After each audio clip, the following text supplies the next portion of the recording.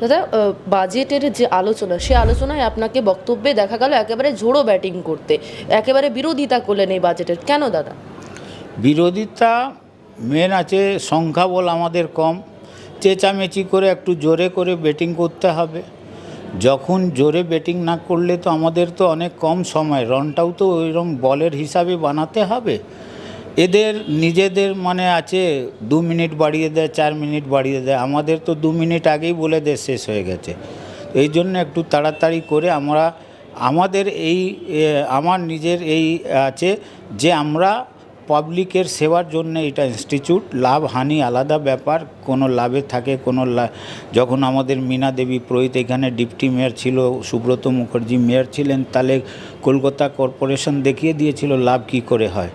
তারপরে ডেপসিট এই ডেপসিটের মধ্যে গতবারও মেয়র বলেছিলেন আমি 0 করে দেব, আর এইবার আবার 2 কোটি বা 4 কোটি যা টাকা বেড়ে আরও ডেপসিট হয়েছে। তো টাকাগুলো যাচ্ছে কোথায়? টাকা যাচ্ছে কোথায়?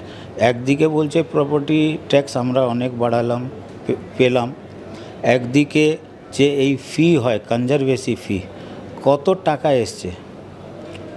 একদিকে বলছে আমরা অ্যাডভার্টিজমেন্টে পয়সার অনেকটাই, তাও 100 কোটি টাকাও আসলে স্যাটিসফ্যাকশন নেই, গতবার বলেছিলেন। আমরা এই নতুন করে পার্কিংয়ে আমরা টাকা তুলব, তাহলে ডেপসিট তো থাকা উচিত না। আমি যা আমারও 15 বছর এই 3rd টার্ম, এই যে কাজ করার সুযোগটা এই মেয়রের নেই। কেন? যে আমরা ফান্ডটাই ভালো রকম পাচ্ছি না, আমাদের এক্সট্রা কোনো ফান্ড নেই। এদের যে ফান্ড আছে অন্য যে ট্রেজারি বেঞ্চের কাউন্সিলররা, এদের কাছে এমএলএ ফান্ড আছে, এমপি ফান্ড আছে বা এখান থেকে দেয়, তা ওদের কাজ কিছু রাস্তাঘাট হবে কি না হবে, মানুষের কাজ করবে কি না করবে, কিন্তু কলকাতায় প্রত্যেকটা ফুটপাতে মূর্তি বড় বড় লাগিয়েই বিকাশ দেখাচ্ছে।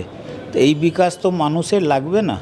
আমরা সত্যিকারের বিকাশের জন্যে আজকে আমাদের যা ভাব ছিল আমরা বললাম আর সচেতন করলাম যে অন্তত এর উপরে আপনি মনোযোগ দিয়ে করুন, বিরোধী বলে আমাদেরকে উড়িয়ে দেবেন না। আপনি একটা মারাত্মক অভিযোগ করলেন, যেখানে অবৈধ বাড়ি নিয়ে বারে মেয়র বলেছেন এর আগে, যেখানে বলেছেন বাম আমলের পাপ আমরা বহন করছি। আপনি বললেন এই মেয়রের সময়কালেই একেবারে সব থেকে বেশি অবৈধ বাড়ি থেকে শুরু করে ইললিগাল কাজ হচ্ছে। কি বলবেন? দেখুন, 20 বছর বাম, 20 বছর এরা, হিসাব বরাবর আমি ওটাই বললাম।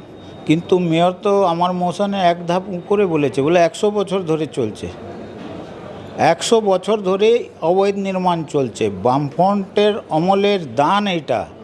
তা আর সব মেয়র কি করলো? যদি আমি মানি কলকাতায় কত বাড়ি বামফ্রন্ট অমলে হয়েছে, ওকে একবার রেগুলাইজ দেখে নাও, ওর মধ্যে কোনটা বেআইনি নোটিশ করে দাও।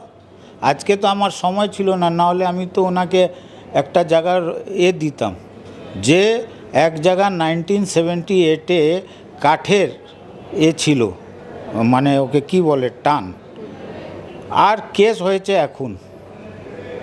ব্যাংকের লেখা আছে 1978-এর যে মেজনিন আছে, ওর উপরে বেআইনি নির্মাণের কেস হয়েছে, হাইকোর্টে গেছে, অমৃতা সিনহার কোর্টে গেছে।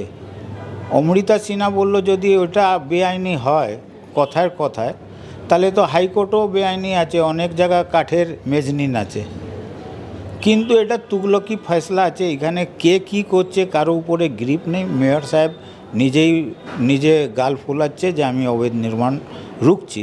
অবৈধ নির্মাণ কোনো রোকা হয়নি 100 বছর না, আমি বলছি যত দিনে এই মেয়র আছেন এতে সবথেকে সর্বাধিক ঐতিহাসিক অবৈধ নির্মাণ হয়েছে।